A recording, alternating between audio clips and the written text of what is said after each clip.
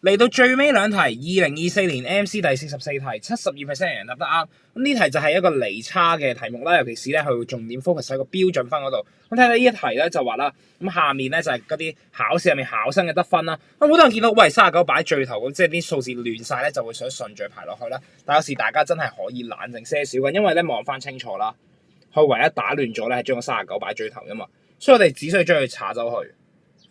將佢擺翻到最尾咧，其實大家就搞掂啦。咁啊，睇下佢講咩咯。咁啊，呢啲考生考試得分嘅中位數係22分，咁我數下有幾多個先？1、2、3、4、5、6、7、8、9、10、11、12個學生，即係應該個中位數要喺咧呢一個中間位啦，第6同第7個嘅中間。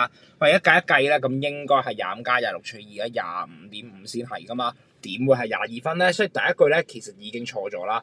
咁所以咧我哋咧已經肯定啦，喂唔係 B 就 C 啦。唔係 B 啊 D，咁即係要 check 就係 check 第三句啱啱啦。咁你就話啦，喂呢啲考生嘅標準差超過8分，咁即係又係篤機嘅時間咯。咁我哋撳一撳啦，10、13、16、17、19、25、26、28、30、30、32、39，咁啊篤翻。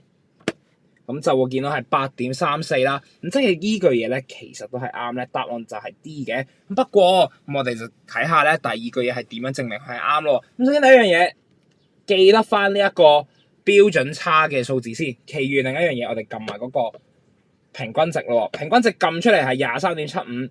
咁啊，我哋點解要記呢兩個咧？因為咧佢就話啦，呢度嘅學生嘅標準分都唔過2分啊嘛。咁我哋點樣計咧？就計最高分嗰個咯。喂，最高分我都唔過嘅時候，其他人更加唔使知過啦。所以我哋就係咩？